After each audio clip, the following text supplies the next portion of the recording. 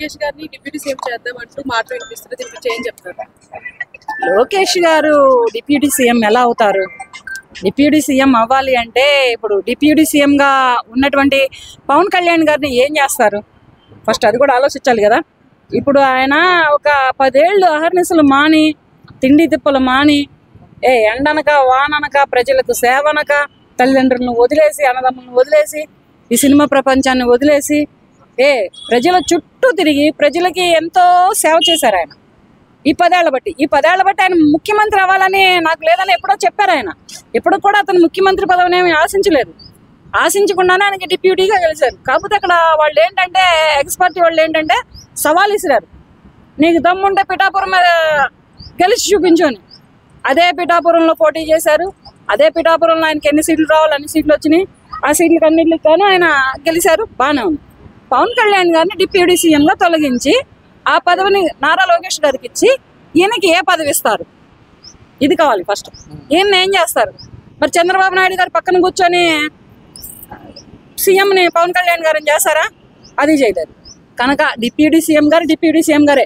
అలాగని చెప్పేసి నారా లోకేష్ గారు కూడా డిప్యూటీ సీఎం అవ్వాలని కోరుకోవట్లేదు. ఆయన ఉన్న పదవి ఆయనకి గొప్పగానే ఉంది, మంచి పదవిలోనే ఉన్నారు, మంచి హోదాలోనే ఉన్నారు.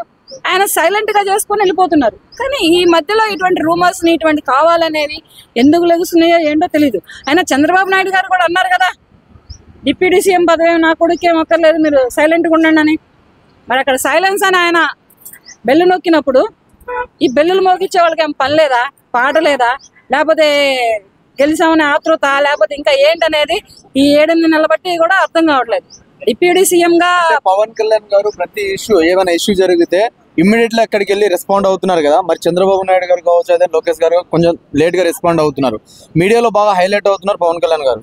సో అది చూసి ఏమైనా అనుకోవచ్చా మరి మార్చుదామని? మరి ఆయన ప్రజల కోసమే వచ్చాడు, ప్రజల కోసమే సినిమా ప్రపంచాన్ని వదిలేశారు, ప్రజల కోసమే తల్లిని వదిలేశారు, ప్రజల కోసమే అన్నదమ్ములను వదిలేశారు, ప్రాణంగా పెంచినటువంటి వదిన్ని వదిలేసేసి భార్య పిల్లల్ని సైతం పక్కన పెట్టి ఆయన ప్రజల కోసం వచ్చినప్పుడు ప్రజలకు చేయకపోతే ఇంకెవరికి చేస్తారు? మరి ఎక్కడైనా ఏదైనా జరిగింది అంటే ఆయన నిద్రలో సైతం లేచి ఉరుకులు తీస్తున్నారు. ఆ ప్రజలకి ఏం కష్టం వచ్చిందో, నా ప్రజలకి ఎక్కడ బాధ వచ్చిందో అని ఉరుకుతున్నారు. మరి అతను చేసింది కరెక్టే. అతన్ని తప్పించి ఇతన్ని ఎక్కించారనుకో రాజకీయం నత్తనాలకు నడిచినట్టే. అలా చేయొద్దు కదా. ఇతను చంద్రబాబు నాయుడు గారు మేధస్సు శక్తితోటి ప్రవర్తిస్తుందంటే, ఈయన పవన్ కళ్యాణ్ గారు అతను దూకుడుతనంతో, అతని అధికారంతో అతను పనులు, అతను కార్యకలాపాలు చేపిస్తున్నప్పుడు అది మానిపించి ఇది చేపించడం అనేది కరెక్ట్ కాదు. సరే అనుకుందాం, డిప్యూటీ సీఎం పదవి నుంచి తప్పించి ఆయనకి ఇమ్మని చెప్పండి. ఆంధ్రప్రదేశ్ రాష్ట్రం ఎట్లా అట్టుడికితో చూస్తారు ప్రజలు ఏ రకంలో ఇది చేస్తారో, ఎట్లా చేస్తారో అనేది ఒకసారిగా మళ్ళీ ఆ రాష్ట్రంలో రాజకీయ నాయకులు మొత్తం చూస్తారు. ఎవరైతే పవన్ కళ్యాణ్ గారిని డిప్యూటీ సీఎం పదవి నుంచి తప్పించి ఎవరైతే నారా లోకేష్ గారికి కట్టబెట్టాలని చూస్తున్నారో వాళ్ళు మొత్తం ఒక లెవెల్లో అట్టుడికిపోయింది ఆంధ్రప్రదేశ్ రాష్ట్రం. మామూలుగా ఉండదు కదా. అంటే పవన్ కళ్యాణ్ మా వల్ల గెలిచింది, టీడీపీ అధికారంలో వచ్చిందని పవన్ కళ్యాణ్ అంటే జనసేన వాసులు అంటున్నారు. అదే టీడీపీ వాసులు ఏమంటున్నారంటే జనసేన టీడీపీ అసలు పవన్ కళ్యాణ్ గెలిచిందే టీడీపీ వల్ల, ఆయనకు డిప్యూటీ సీఎం ఇచ్చింది ఎక్కువ, ఎక్స్ట్రా అంటే మీడియా ముందు హైలైట్ అవుతున్నారు ప్రతి ఇష్యూలో అని అంటున్నారు కదా. సో దాని మీద మీ అభిప్రాయం ఏంటి? మీడియా ముందు హైలైట్ అవడానికి ఆయనకి ఏమన్నా సరదానా? లేకపోతే ఆయన మీడియా గురించి తెలీదా? లేకపోతే ఆయన మీడియా గురించి అసలు ఆయన ఫస్ట్ స్క్రీన్ మ్యాన్ కదా, ఒక స్క్రీన్ హీరో కదా, సిల్వర్ స్క్రీన్ హీరో కదా. అంతకు మించి మీడియా మెయిన్ స్క్రీనా కాదు కదా, మీడియా మెయిన్ స్క్రీన్ ఏం కాదు కదా. అటువంటప్పుడు ఇంత పాపులర్ అవ్వాల్సిన పని ఆయనకేమీ లేదు. ఆయన హీరోగా సినిమాలలో ఎలాగైనా పాపులర్ అయిపోయారు.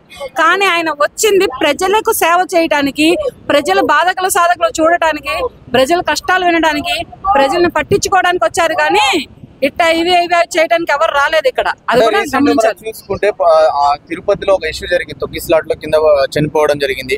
ఇంకొకటి ఏ ఇష్యూలో అయినా సరే పవన్ కళ్యాణ్ కాస్త ప్రశ్నించడం జరుగుతుంది ప్రభుత్వం వాళ్ళది ఉన్నప్పుడు ఎవరిని ప్రశ్నిస్తున్నారని సామాన్యులు అడుగుతున్నారు. సో దాని మీద మీ అభిప్రాయం ఏంటి?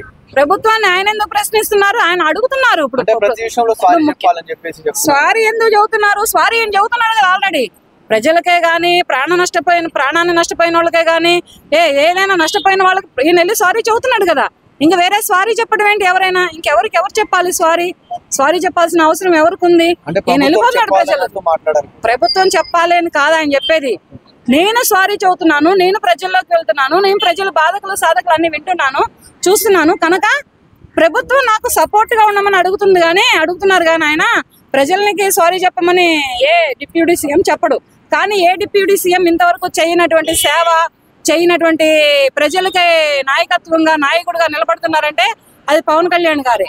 పవన్ కళ్యాణ్ గారు ఎండలో ఎండారా, వానకి తడిచారా, గాలికి ఆరారా, నిద్రలేని రాత్రులు గడిపారా, ప్రజల కోసం ఎంతో కష్టపడ్డారు.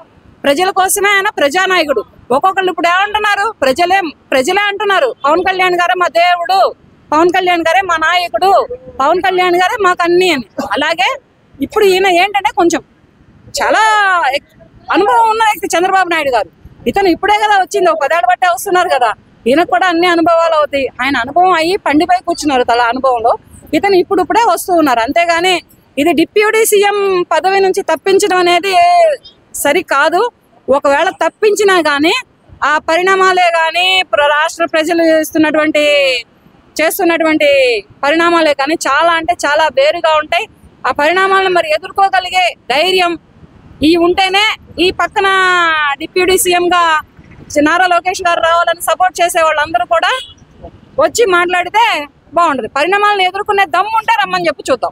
లాస్ట్ క్వశ్చన్ అమ్మా, ఇప్పుడు రీసెంట్ గా దావోస్కి వెళ్ళారు కదా చంద్రబాబు నాయుడు గారు, లోకేష్ గారు. సో అక్కడ వెళ్ళేసి షూటు బూటు వేసుకున్నంత మాత్రాన పెట్టుబడులు రావాలని పవన్ కళ్యాణ్ ప్రెస్ మీట్ లో మాట్లాడారు.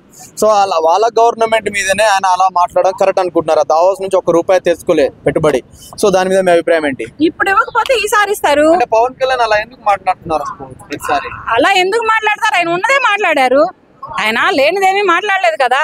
మరి ఇప్పుడు వాళ్ళ తండ్రి కొడుకులు ఎందుకు వెళ్ళడం, వీళ్ళు వెళ్తే సరిపోయేది కదా. ఇప్పుడు వాళ్ళ తండ్రి కొడుకులు వెళ్ళకుండా వీళ్ళిద్దరు వెళ్ళినట్లయితే అక్కడ పెట్టుబడులు అనేవి, వనరులు అనేవి ఆంధ్రప్రదేశ్ రాష్ట్రానికి వచ్చాయి. కాదని నేను కూడా అనట్లేదు. కానీ ఆయన తీసుకెళ్లకుండా ఈయన తండ్రి కొడుకులు వెళ్ళారు. వీళ్ళు తీసుకొద్దామనే వెళ్ళారు, కాకపోతే అక్కడ రాలేదు. ఇప్పుడు తెలంగాణ రాష్ట్రానికి ఇచ్చారు కదా, అదే దావోస్ నుంచి మన తెలంగాణ రాష్ట్రానికి పెట్టుబడులు వచ్చినాయి. అలాగే నెక్స్ట్ టైం వెళ్ళినప్పుడు నెక్స్ట్ టైంలో ఆంధ్ర రాష్ట్రానికి కూడా వస్తాయి. అంతేగాని అంత మాత్రానే ఇవన్నీ ఉన్నాయి లేనట్టు, లేని ఉన్నట్టు ఈ చెప్పుకోవడమే కానీ ఇవన్నీ కరెక్ట్ కాదు. డిప్యూటీ సీఎం నుంచి పవన్ కళ్యాణ్ గారిని తప్పించడం అనేది జరగని పని. తప్పిస్తే రాష్ట్రం అనేది వేరే లెవెల్లో ఉంటుంది. అంటే నారా లోకేష్ గారికి డిప్యూటీ సీఎం అయ్యే అవకాశం